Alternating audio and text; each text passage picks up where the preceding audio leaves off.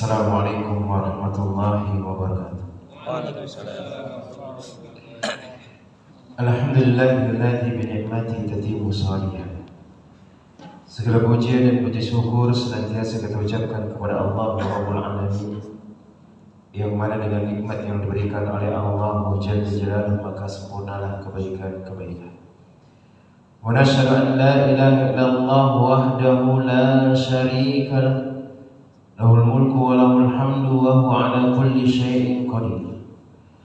Wa nasyhadu anna Muhammadan abduhu wa rasuluhu wa habibuhu wa khaliluhu, salawatu rabbi wa salamuhu alaihi wa ala alihi wa ashabihi wa man ihtada bihudahu ila yaumiddin, yauma la yanfa'u malun wala banun illa man atallaha biqalbin salim.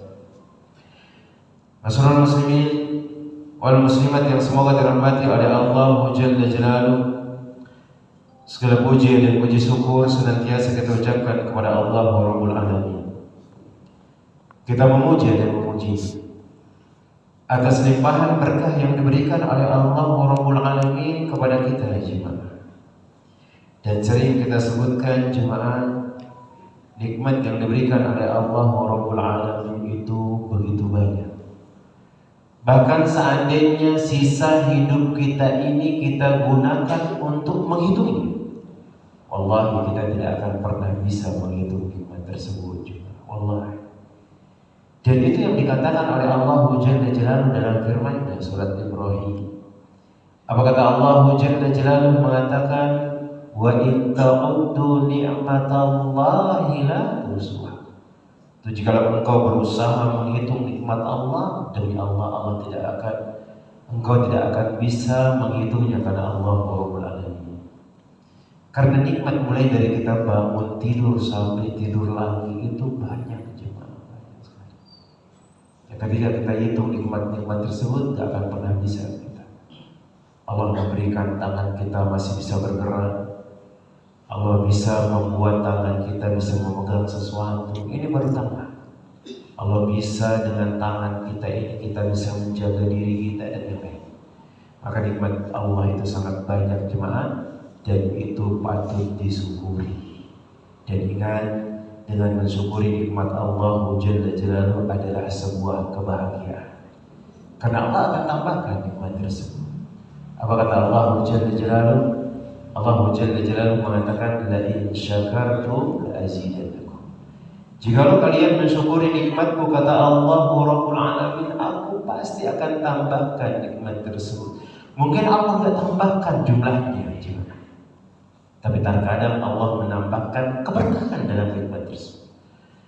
Mungkin umur kita tidak akan lebih dari 70 tahun misalnya, mungkin tidak bisa ditambah lagi. Walaupun ada sebuah hadis mengatakan orang yang dia menyambung tali silaturahmi itu Allah akan tambahkan umurnya. Apa kata Nabi sallallahu alaihi wasallam? Man arada ayyubsata lahu fi rizqi. Siapa di antara kalian yang ingin rezekinya diluaskan, wa yunsa'u fi athari, kemudian dia dipanjangkan umurnya, falyasir rahimah, maka hendaknya dia menyambung tali silaturahmi. Tapi ingat jemaah, jelas umur kita tidak bisa dipanjangkan jemaah, karena Allah sudah tentukan sebelum kita keluar dari dunia ini, sudah tentukan. Apa maksudnya berarti hal tersebut? Allah bisa memberikan keberkahan. Dan orang yang terbaik, kata Rasulullah sallallahu alaihi wasallam, orang yang diberikan umur panjang digunakan dalam ketaatan kepada Sang Pencipta. Kemudian selawat beriring salam senantiasa kita ucapkan kepada Nabi kita Muhammad bin Abdullah sallallahu alaihi wasallam. Allahumma salli wa sallim wa zid wa barik wa an'im ala sayyidina wa maulana Muhammad bin Abdullah sallallahu alaihi wasallam. Ya Allah, semoga selawat beriring salam, tambahan berkah dan nikmat-Mu senantiasa tercurahkan kepada hamba kekasih-Mu ya Allah, kekasih kami ya Allah, junjungan kami ya Allah, Muhammad bin Abdullah sallallahu alaihi wasallam. Jemaah yang semoga dirahmati oleh Allah Taala. Alhamdulillah, pada kesempatan malam hari yang berbarokah ini Allah masih memberikan kita nikmatnya duduk bisa mempelajari kalamullah, mempelajari hadis Nabi sallallahu alaihi wasallam, kemudian kita mengambil faedah dari hal tersebut. Maka disebutkan oleh Al-Imam An-Nawawi dalam kitabnya Riyadhus Shalihin. Dan sekarang kita masuk ke bab yang ke-6, fit taqwa, tentang permasalahan bertakwa kepada Allah Rabbul Alamin. Maka beliau mengatakan bertakwa ini adalah mencegah sesuatu yang bisa mendatangkan kemudaratan baginya. Maka orang-orang yang bertakwa kepada Allah Taala, dia akan berusaha untuk mencegah dirinya jangan sampai ada yang memudaratkan. Dan dia harus takut dengan hal tersebut. Dia menjadi hamba yang mana dia senantiasa takut kepada Allah Rabbul Alamin. Kalau nanti Allah itu akan menyiksa dia, jemaah. Karena sejatinya yang kita cari, jemaah, adalah kebahagiaan dari Allah Taala. Dan kebahagiaan yang kita dapatkan dari Allah Taala adalah dengan bertakwa. Dan ingat kita sebutkan surga yang diciptakan oleh Allah yang seluas langit dan bumi itu dikhususkan bagi orang-orang yang bertakwa. Apa kata Allah Taala, wasari'u ila maghfiratin min rabbikum wa jannatin arduha as-samawati wal ardu u'iddat lil muttaqin. Maka bersegeralah kalian kepada ampunan Allah Rabbul Alamin, yang mana Allah telah menyiapkan surga yang seluas langit dan bumi, dan itu disiapkan bagi orang-orang yang bertakwa. Maka orang-orang yang kamu bertakwa, Allah tak akan masukkan dia ke dalam surga. Karena yang pasti dimasukkan ke dalam surga adalah orang-orang yang bertakwa aja.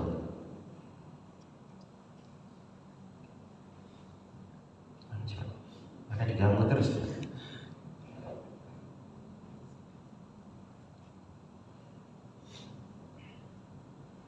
Kemudian yang berikutnya jemaah semoga dirahmati oleh Allah Taala.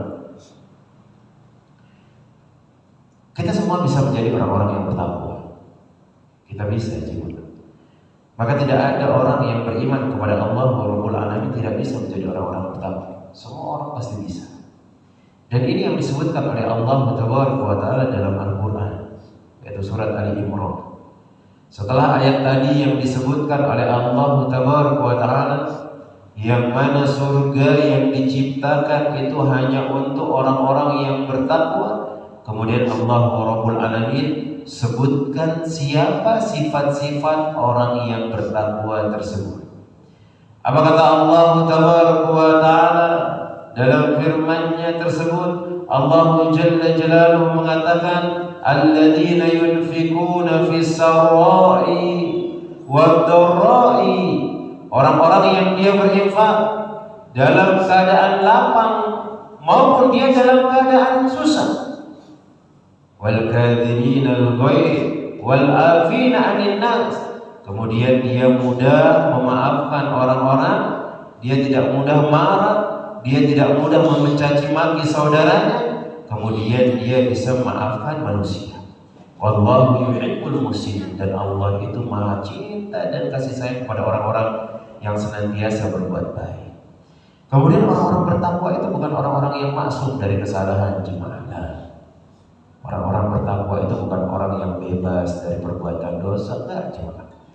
Maka Allah Jalla Jalaluhu mengatakan dalam surat Ali Imran tersebut lanjutannya, jemaah, walladzina idza fa'alu fahishatan aw zalamu anfusahum zakarullah, orang-orang yang dia mengerjakan perbuatan buruk, lakukan perbuatan maksiat, kemudian dia menzalimi dirinya, zakarullah, dia ingat kepada Allah Rabbul Alamin. Ternyata orang bertakwa itu orang yang berbuat dosa, orang yang berbuat dosa, tapi dia kembali kepada Allah Rabbul Alamin setelah dia berbuat dosa, dan dia tidak akan mau kembali kepada dosa tersebut. Jemaah, itu orang-orang bertakwa. Seandainya kata Rasulullah sallallahu alaihi wasallam semua kita di muka bumi ini jadi orang-orang yang bertakwa, Atau mungkin orang-orang yang tidak pernah melakukan dosa dia tidak pernah melakukan perbuatan maksiat, dia tidak pernah melakukan perbuatan syirik, dia tidak pernah melakukan perbuatan zalim, maka Rasulullah sallallahu alaihi wasallam mengatakan la yakhlifannakum, sungguh Allah akan ganti kalian. Kita akan dibinasakan oleh Allah Rabbul Alamin.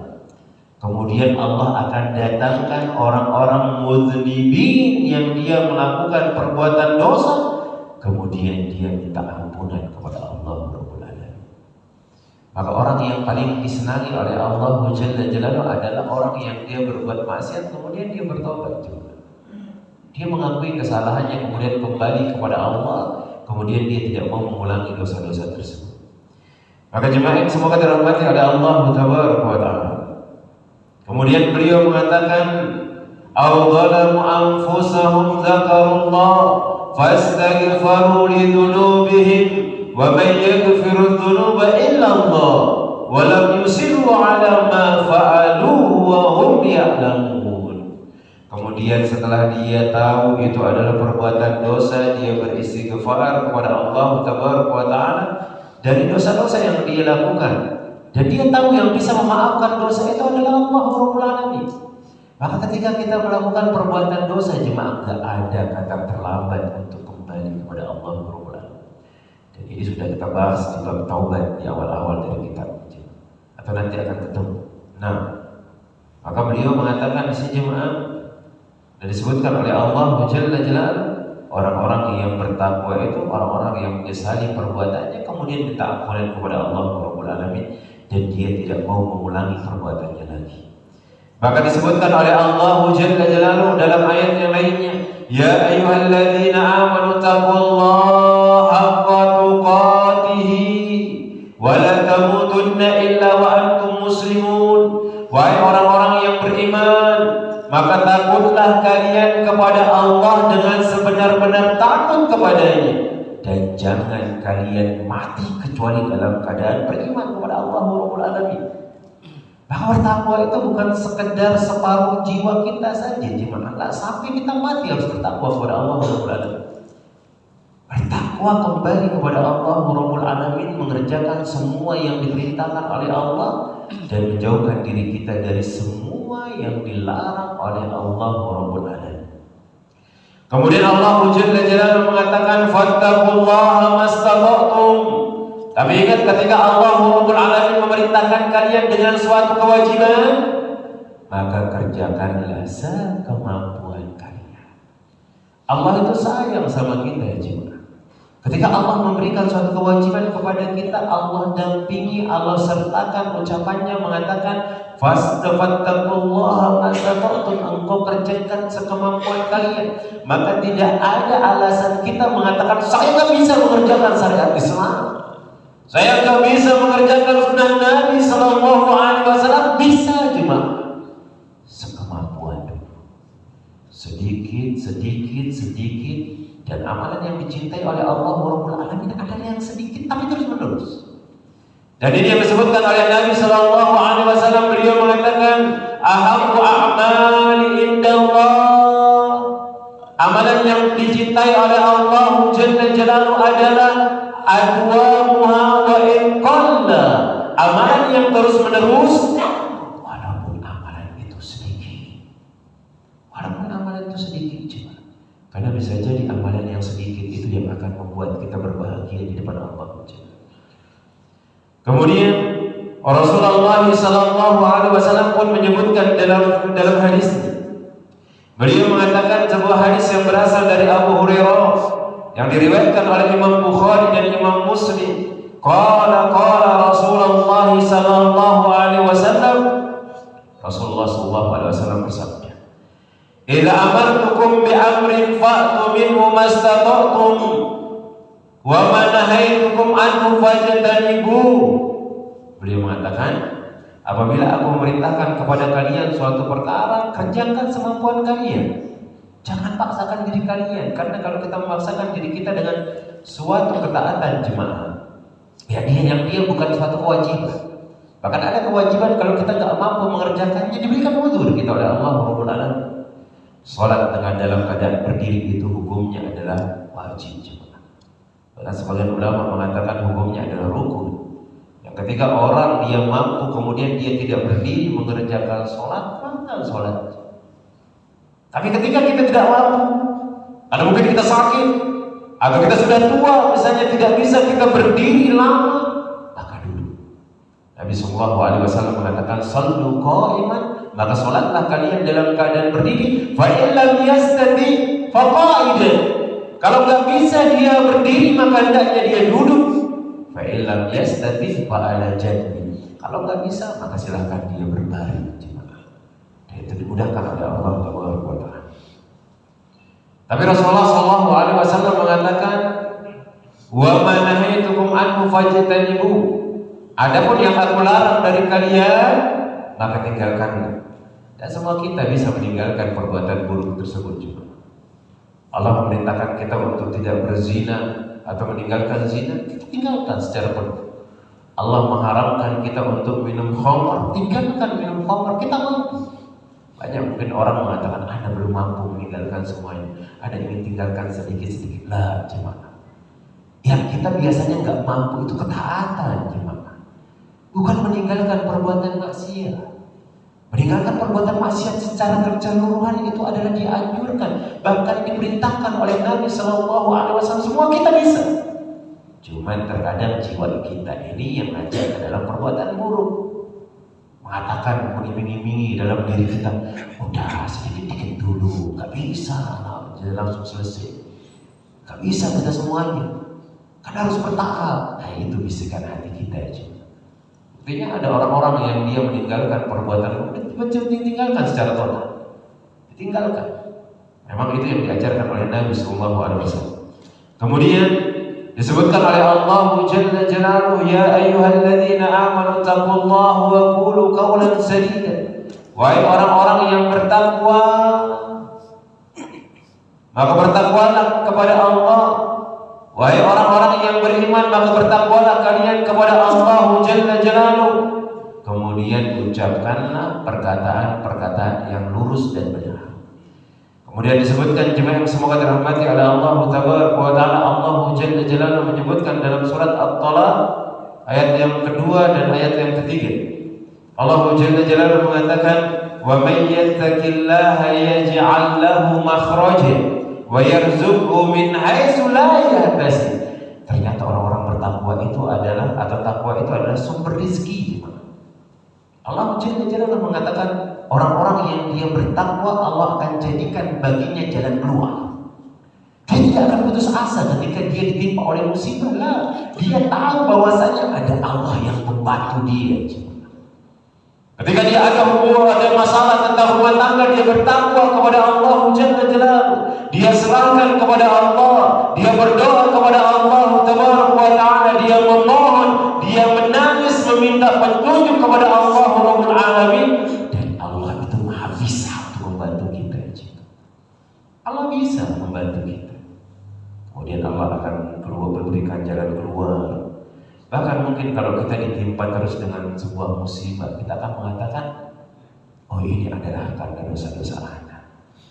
Oh, ini mungkin Allah ingin menguji Anda supaya Anda berubah menjadi orang yang baik." Dan itu adalah orang-orang bertakwa akan diberikan jalan keluar. Wa yarzuqhu min haitsu la yahtasib. Kemudian Allah akan berikan dia rezeki dari arah yang dia tidak sangka. Dan sering kita dapati rezeki yang kita nggak tahu dari mana. Mungkin karena kita pernah membantu orang lain, atau mungkin karena kita sering mengerjakan sholat 5 waktu dan tidak pernah kita tinggalkan, bahkan kita kerjakan dalam keadaan berjamaah di masjid. Atau mungkin kita tidak pernah melakukan ucapan-ucapan kotor dan menghina orang lain. Dan itu adalah bentuk bertakwa. Bertakwa itu mengerjakan perbuatan baik, mengharapkan pahala dari Allah Rabbul Alamin, kemudian meninggalkan diri dari perbuatan buruk dan takut dari azab Allah Rabbul Alamin. Mungkin dengan kita pernah bantu orang, kita meninggalkan semua yang dilarang oleh Allah Taala, tiba-tiba ada rezeki yang datang. Ketika kita susah, baik dia berupa duit misalnya atau uang dan yang lain. Nah, kemudian beliau Al-Imam An-Nawawi rahimahullah ta'ala menyebutkan hadis yang pertama tentang masalah bertakwa ini. Fal awwal an Abi Hurairah radhiyallahu ta'ala anhu qala. Maka hadis yang pertama dari Abu Hurairah radhiyallahu ta'ala anhu, beliau mengatakan, qila ya Rasulullah man akramun nas. Maka ada seorang yang bertanya kepada Nabi SAW mengatakan, wahai Rasulullah sallallahu alaihi wasallam, siapakah manusia yang paling mulia wahai Rasulullah? Qala atqahu. Maka Nabi SAW mengatakan orang yang paling mulia di manusia adalah orang yang paling bertakwa. Faqalu laisa an hadza nas'aluka ya Rasulullah. Kami tidak bertanya tentang hal tersebut wahai Rasulullah. Maka Nabi sallallahu alaihi wasallam mengatakan, fa Yusufu nabiyullah ibnu nabiyillah ibni nabiyillah ibni khalilillah. Dia mengatakan, atau Nabi SAW mengatakan, yang paling mulia adalah Nabi Yusuf. Kenapa?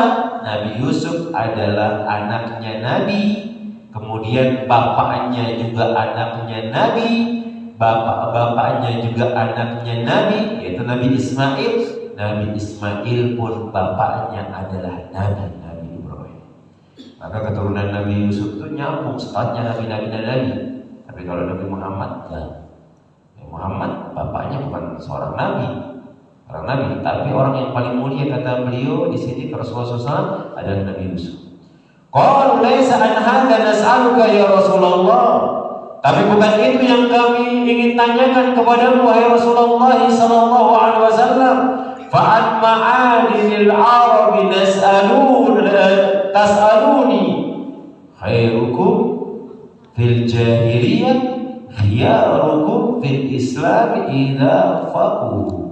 Maka Nabi SAW mengatakan, yang engkau tanya apakah orang-orang Arab atau orang-orang pada zaman kita ini, maka Nabi SAW mengatakan sebaik-baik kalian adalah orang yang dia memiliki kedudukan tinggi pada zaman jahiliyah, kemudian dia masuk Islam, kemudian dia belajar tentang Islam. Berarti yang membuat orang mulia itu bukan nasab sejatinya, tapi membuat orang mulia itu adalah agama Islam. Orang yang mempelajari Islam, orang yang memberikan syariat, yang mempelajari syariat Islam, yang dia mengamalkan syariat Islam, itu orang yang mulia kata Rasulullah SAW. Walaupun dahulunya dia jahiliyah, dia masuk agama Islam, kemudian dia belajar agama Islam, itu yang dia menjadi orang-orang yang mulia. Ada orang-orang yang mengaku keturunan Nabi, tapi dia tidak benar, mencaci maki orang, tapi tidak pernah mengajarkan kita caci maki. Bahkan dia ngambil sodako, tapi tidak pernah ngambil sodako. Bahkan dia meninggalkan hadis-hadis Nabi SAW, semaunya dia pelintir ke sana kemari. Bahkan dia membuat dalil-dalil yang tidak pernah diajarkan oleh Nabi SAW. Bahkan dalilnya adalah palsu disebutkan oleh para ulama, tapi itu yang diamalkan. Apakah dia orang yang mulia? Nah, dia bukan orang yang mulia kata Nabi SAW. Dia bukan orang yang mulia. Walaupun dia adalah keturunan Nabi, kalau dia tidak bertakwa kepada Allah Jalla Jalaluhu, bukan orang yang mulia. Tapi kalau dia adalah keturunan Nabi, kemudian dia menjalankan syariat Islam, menjalankan apa yang diajarkan oleh Nabi SAW. Kadang ada orang yang sekedar mengatakan, oh kami adalah ahlul bait, keturunan Nabi SAW. Tapi ahlul baitnya aneh-aneh, aneh-aneh.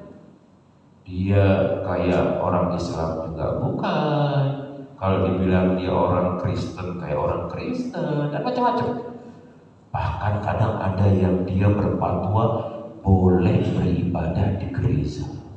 Gereja dia beribadah cuma. Karena Nabi SAW melarang untuk masuk ke gereja tersebut atau yang lain.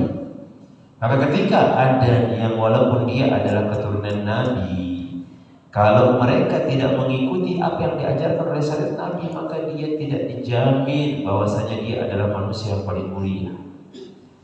Tapi yang paling mulia itu kata Allah Rabbul Alamin adalah orang-orang yang bertakwa. Kita bisa seperti itu, Inna akramakum indallahi atqakum. Orang-orang yang paling mulia di sisi Allah Jalla Jalaluhu bukan orang yang dekat nasabnya dengan Nabi Sallallahu Alaihi Wasallam, bukan orang yang memiliki pangkat yang tinggi, bukan orang yang dia jadi presiden, bukan dia memiliki istri banyak, atau bukan dia yang memiliki harta yang banyak, pangkat yang banyak. Lah, orang yang paling dicintai dan paling dekat dengan Allah adalah orang-orang yang bertakwa, yang dia mengerjakan semua yang diperintahkan oleh Allah, kemudian dia meninggalkan semua yang dilarang oleh Allah Jalla Jalaluhu dan Rasul.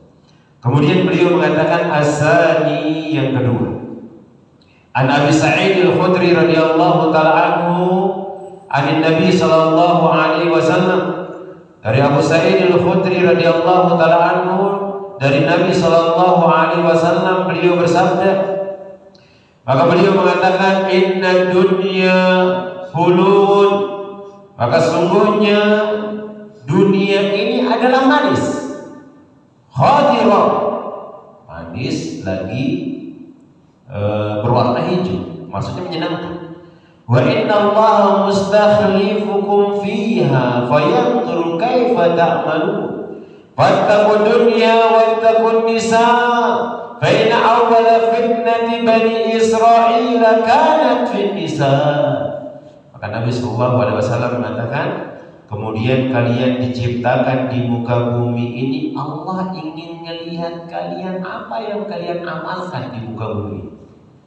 Apakah kalian setelah dihidupkan di muka bumi ini hanya sekedar berpoya-poya, ataukah kalian melakukan perbuatan maksiat dan menganggap diri kalian tidak akan pernah dikembalikan kepada Allah Rabbul Alamin? Lah, kalian akan dilihat perbuatannya. Orang-orang yang bagus perbuatannya, dia akan berbagi. Maka kita saling menasihati untuk beramal soleh. Dan ingat, amal soleh itu jelas harus sesuai dengan perintah Nabi SAW dan ikhlas karena Allah Taala. Kemudian Nabi SAW mewasiatkan kepada kita, fattaqud dunya, hati-hati dengan masalah dunia. Semakin orang sibuk nyari dunia itu semakin gak puas. Maka Nabi SAW mengatakan, barang siapa yang menjadikan akhirat tujuan, dia nyari dunia tapi sebenarnya akhirat yang dia tujukan. Maka barang siapa yang dia memang prioritasnya adalah akhirat, maka dunia itu akan mengikutinya. Maksudnya dia tidak terlalaikan dengan dunia. Ketika datang waktu ibadah, dia ibadah. Ketika dia datang waktu sholat, dia datang sholat. Ketika datang waktu Ramadan, dia tetap puasa Ramadan. Dan amalan atau pekerjaannya itu tidak membuat dia tidak mau beribadah kepada Allah Rabbul Alamin. Maka orang ini tujuannya adalah akhirat, maka dunia akan diberikan oleh Allah Rabbul Alamin. Kalau ada orang yang tujuannya adalah dunia, maka dia tidak akan pernah puas dengan hal tersebut. Sama kayak kita cuma baru beli motor baru, besok melihat tetangga motornya agak lebih besar. Iya besar, apalagi dilihat tubuhnya besar juga, pengen beli yang besar. Sudah dapat, lihat tetangga lagi beli mobil, iya butuh mobil, beli mobil lagi. Sudah punya mobil, melihat tetangga lagi ada mobilnya versi baru, pengen beli juga. Dan memang kita manusia tidak seperti itu. Semua kita aja, antum mau jadi ustadz, gak jadi ustadz, semua kita sama aja. Tinggal bagaimana cara kita supaya kita tidak terlena dengan hal tersebut. Membeli sesuatu itu dibutuhkan, silakan cuma. Tapi ingat, Allah akan tanya hal tersebut. Antum manfaatkan untuk apa hal tersebut? Karena Allah akan bertanya kepada semua yang ada di dekat kita, apa yang kita lakukan dengan hal tersebut. Kemudian Nabi SAW mengatakan, fattaqun nisa. Kemudian berhati-hati kalian dengan perempuan, baik yang sudah menikah atau belum menikah. Kita yang menikah, yang jadi kepala rumah tangga, tugas kita untuk menjaga mereka. Jaga, lindungi mereka, jangan sampai mereka itu dimasukkan oleh Allah Taala ke dalam neraka dan kita akan masuk pula ke sana. Tapi harus bersabar, karena perempuan itu bengkok. Nabi SAW mengatakan perempuan itu diciptakan dari tulang rusuk yang paling atas, yang dia sangat bengkok sekali. Kalau engkau biarkan dia seperti itu, ya tetap bengkok. Tapi kalau engkau paksa langsung engkau luruskan dia, maka ia akan patah. Bagaimana caranya? Antum harus berikan dia minyak, kemudian antum oles terus sedikit biar lurus. Dan memang terus bersabar dengan perempuan tersebut. Apalagi di luar sana lagi ada perempuan-perempuan yang bukan yang halal bagi kita. Kita juga harus berlindung dengan hal tersebut, tipu dayanya dan yang lain. Dan kita pernah mendengar cerita Nabi Yusuf alaihissalam, bagaimana dia digoda oleh perempuan tersebut, kemudian bahkan dia bersaksi bahwasanya Nabi Yusuf yang salah. Kemudian setelah terbongkar apa yang dilakukan oleh perempuan tersebut, maka Allah Jalla Jalaluhu menyebutkan dalam Al-Quran, inna kaidahunna kana azima, tipu daya perempuan itu besar. Dan memang kita harus sabar. Kadang-kadang banyak orang yang korupsi itu karena istrinya. Banyak orang yang dia bergelut dalam riba istrinya. Udah miskin, kita nggak ada penghasilan, terlihat tetangga tasnya bagus, mereknya mungkin Gucci cuma harganya puluhan juta misalnya. Ya, kadang-kadang istri mengatakan, gak apa-apa beli aja mas, kita kredit. Ternyata kreditnya ada bunganya, cuma riba gara-gara istri. Tapi bukan itu berarti semua istri kayak seperti itu, tapi biasanya istri itu yang kadang-kadang membuat kita ini kadang jauh dari ketaatan kepada Allah Rabbul Alamin. Ketika antum sudah menikah dengan seorang perempuan, antum menjadi kurang berbuat bakti sama orang tua. Dan itu yang terjadi. Kalau kita sudah nikah itu jemaah sama orang tua kita itu sudah jarang kita hubungi. Kadang sudah mulai lupa-lupa kita. Kadang kalau istri ini meminta uang belanja, dengan mudahnya kita ambilkan dari saku kita kasih. Tapi kalau orang tua kita yang meminta, cuma kadang-kadang itu berat. Dan itu adalah fitnah dari perempuan. Dan kita diperintahkan oleh Nabi SAW, takutlah kalian dengan perempuan. Karena sesungguhnya fitnah yang paling pertama yang merusak Bani Israel adalah perempuan. Dari istri-istrinya, dari perempuan-perempuan yang lain, dari perempuan-perempuan yang tidak halal baginya. Nah, jemaah yang semoga dirahmati oleh Allah Jalla Jalaluhu, ini sedikit tentang masalah bertakwa kepada Allah Rabbul Alamin. Dan kita sebutkan ada 2 hadis. Maka di sini kesimpulannya adalah kita bertakwa kepada Allah Taala dimanapun kita berada. Kemudian bertakwa itu adalah melaksanakan perintah Allah, kemudian mengharapkan pahala dari Allah, kemudian kita meninggalkan semua perbuatan maksiat dan kita akan takut kepada Allah Taala. Kemudian bertakwa itu sampai mati, sampai mati. Kemudian orang-orang yang bertakwa itu adalah orang-orang yang berbuat dosa kemudian dia kembali kepada Allah Rabbul Alamin. Kemudian beliau menyebutkan orang yang paling mulia di sisi Allah Taala adalah orang-orang yang bertakwa. Kemudian kita diperintahkan untuk bertakwa dari dunia dan kita diperintahkan juga bertakwa dari perempuan. Nah, wallahu ta'ala a'lam. Ini yang sedikit dapat kita sampaikan. Insyaallah nanti kita akan lanjutkan ke hadis-hadis yang berikutnya tentang masalah takwa. Nah, tafadhal, mungkin ada